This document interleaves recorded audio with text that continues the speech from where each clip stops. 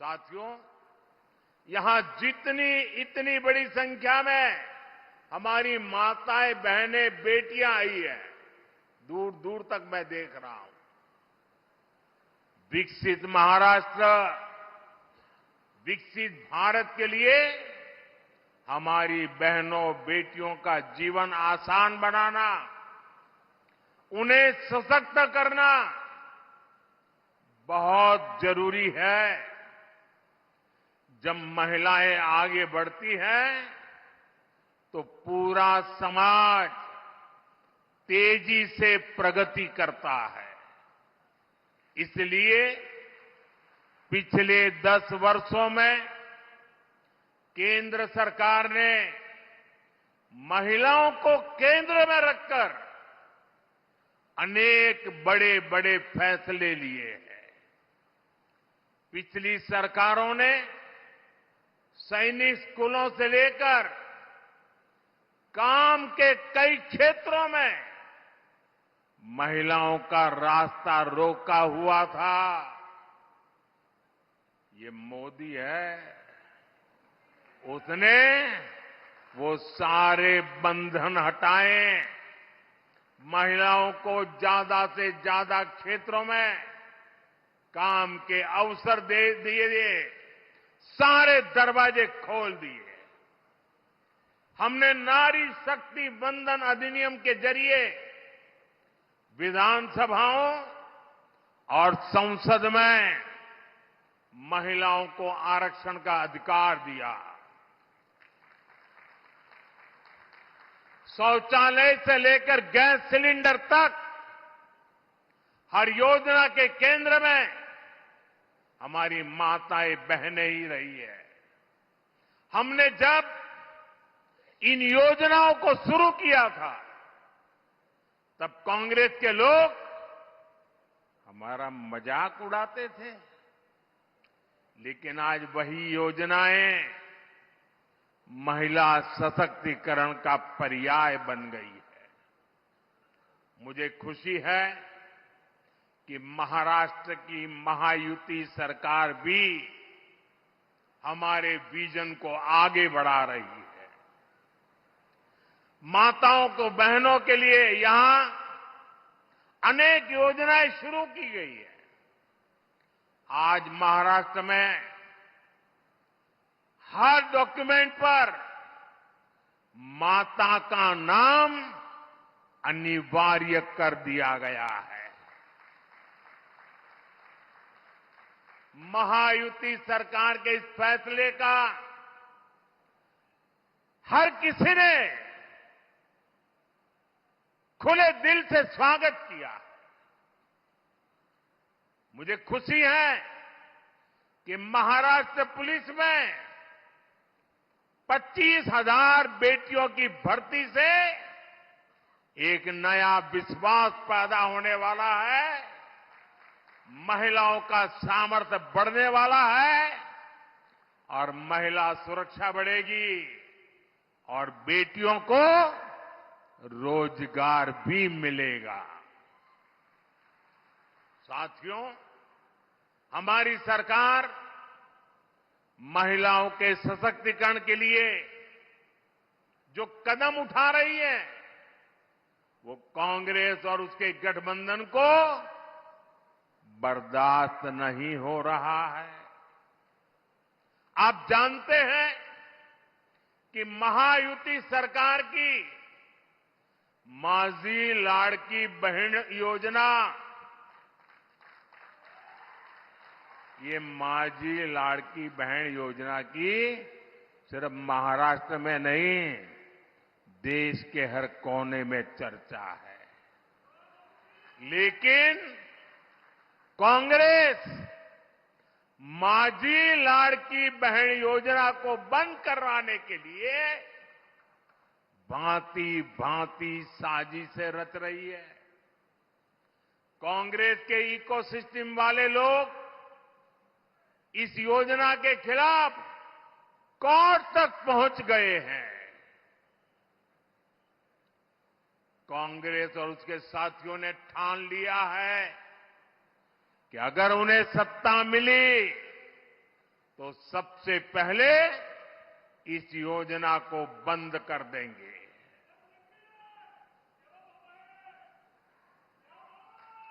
मैं जरा आपसे पूछना चाहता हूं,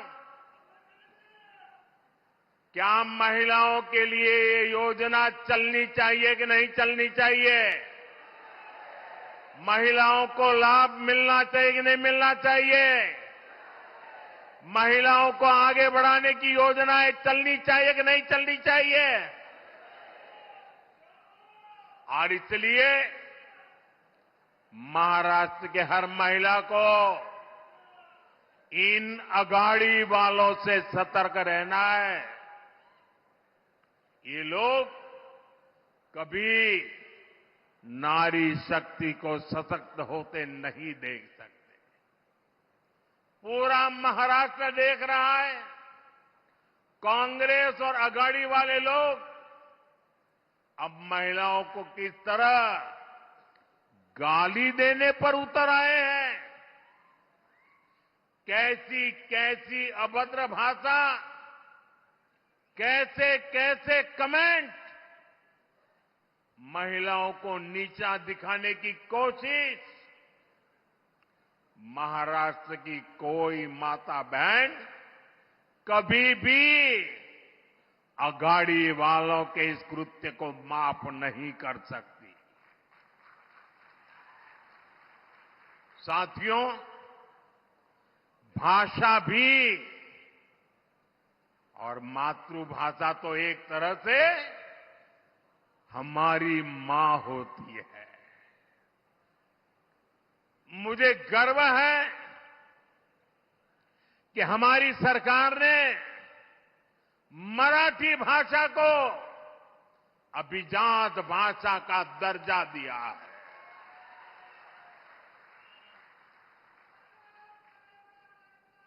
इस फैसले के बाद मुझे देश और दुनिया भर के मराठी भाषी लोगों के संदेश मिल रहे हैं। लोग इस फैसले से भावुक हैं। ये उनका वर्षों पुराना सपना था, जिसे हमारी सरकार ने पूरा किया है। भाइयों और बहनों, मराठी भाषा को अभिजात भाषा का दर्जा मिले, ये दशकों से महाराष्ट्र के लोगों की इच्छा थी, मांग थी। कांग्रेस पार्टी ने महाराष्ट्र में भी राज किया है, केंद्र में भी राज किया है और केंद्र में महाराष्ट्र में एक साथ भी राज किया है, सरकारें चलाई। लेकिन मराठी को अभिजात भाषा का दर्जा मिले, इन्हें इसकी जरूरत नहीं लगी। इन्होंने हमेशा मराठी भाषा के सम्मान की मांग को अनदेखा किया। उन्हें अब भी परेशानी हो रही है। ये काम मोदी ने कैसे कर दिया? मोदी ने क्यों कर दिया? महाराष्ट्र के नाम पर राजनीति करने वाले अघाड़ी वालों का यही असली चेहरा है। साथियों, महाराष्ट्र में डबल इंजन सरकार ने कैसे काम किया है, ये आज पूरी दुनिया भी देख रही है। आज विदेशी निवेश में, नए अवसरों में महाराष्ट्र पहली पसंद है। लगातार 2 साल तक महाराष्ट्र विदेशी निवेश में नंबर 1 रहा है। इस साल के पहले 3 महीने में 50% से ज्यादा, 50% से ज्यादा विदेशी निवेश अकेले मेरे महाराष्ट्र में आया है। महाराष्ट्र को सभी निवेश परियोजनाओं में प्राथमिकता दी जा रही है। इलेक्ट्रॉनिक वाहन परियोजना, ग्रीन एनर्जी और सोलर प्रोजेक्ट, स्टील प्रोजेक्ट, ऐसे कितने ही प्रोजेक्ट महाराष्ट्र के अलग अलग हिस्सों में स्थापित किए जा रहे हैं। भारत का सबसे बड़ा पोर्ट, पूरे हिंदुस्तान का सबसे बड़ा,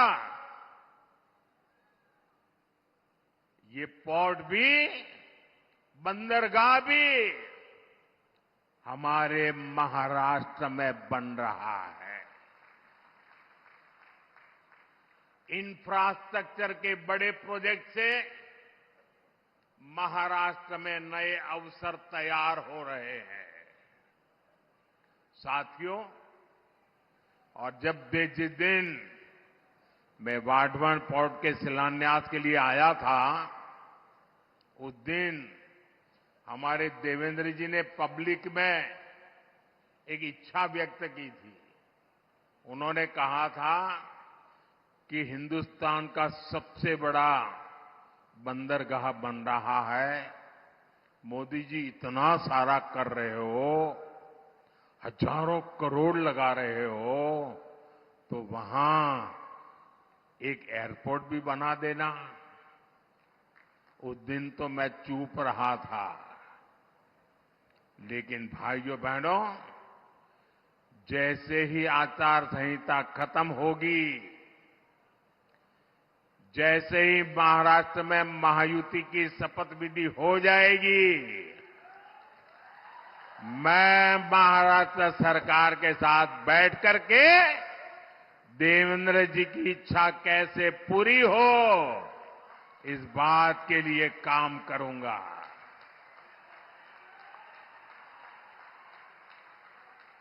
साथियों, हमारा ये धुले का क्षेत्र औद्योगिक विकास का गढ़ रहा है, और अभी देवेंद्र जी ने धुले का क्या बढ़िया वर्णन किया। देश में बहुत कम जिले हैं जिनको इतनी सारी सौगात एक ही इलाके में मिली होगी। ये टेक्सटाइल का भी बड़ा केंद्र है और मुंबई दिल्ली इंडस्ट्रियल कॉरिडोर से भी जुड़ा हुआ है। धुले की कनेक्टिविटी यहां के विकास के लिए बहुत जरूरी है। इसलिए धुले के इंफ्रास्ट्रक्चर और कनेक्टिविटी पर हजारों करोड़ रुपए खर्च किए जा रहे हैं। धुले सोलापुर हाईवे का काम जारी है। धुले इंदौर रेल मार्ग का काम स्वीकृत हो चुका है। इन सारी परियोजनाओं से यहां के युवाओं के लिए रोजगार के भी हजारों नए अवसर बने हैं। साथियों, महाराष्ट्र के किसानों को भी डबल इंजन सरकार में डबल फायदा मिला है। उन्हें पीएम किसान सम्मान निधि के 6,000 रुपये के साथ ही महायुति सरकार के नमो शेतकरी महासम्मान निधि के 6,000 रुपया अतिरिक्त मिलते हैं, यानी 12,000 रुपये की आर्थिक मदद मेरे महाराष्ट्र के किसान भाई बहनों के खाते में सीधी जाती है। अब एक कदम आगे बढ़ते हुए महायुति की सरकार ने इस राशि को 15,000 रुपये तक बढ़ाने की घोषणा की है। इसका बहुत बड़ा फायदा महाराष्ट्र के और मेरे धुले के किसानों को भी होगा।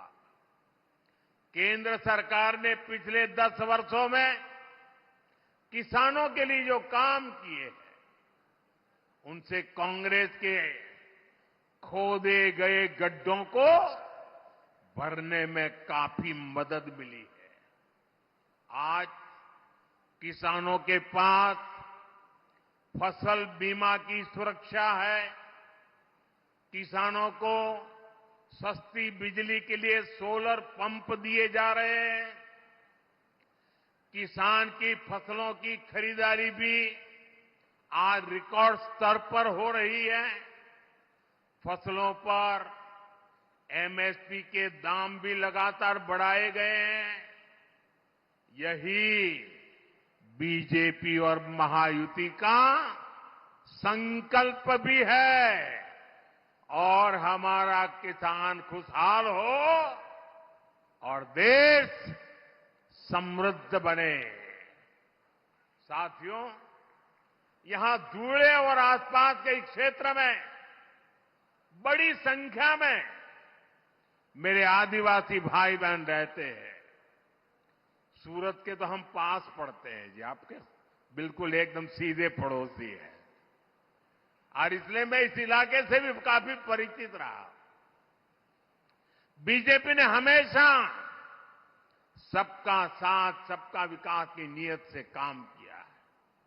इस संकल्प का प्रमुख हिस्सा हमारा आदिवासी समाज भी है। ये वो समाज है जिनका देश की आजादी में, देश के विकास में महत्वपूर्ण योगदान रहा है। लेकिन कांग्रेस और उसके साथियों ने कभी आदिवासी गौरव, आदिवासी स्वाभिमान पर ध्यान नहीं दिया। आदिवासी विरासत को न्याय मिले, आदिवासी युवाओं को बेहतर भविष्य मिले, क्या ये आपका अधिकार नहीं था? लेकिन इस काम में दशकों लग गए। जब अटल बिहारी वाजपेयी जी के नेतृत्व में बीजेपी की सरकार आई, तब अलग आदिवासी मंत्रालय बना। तब पहली बार आदिवासी हितों को, इस समाज की अपेक्षाओं को महत्व मिला। हमारी सरकार ने भगवान बिरसा मुंडा की जयंती पर जनजातीय गौरव दिवस की शुरुआत की है।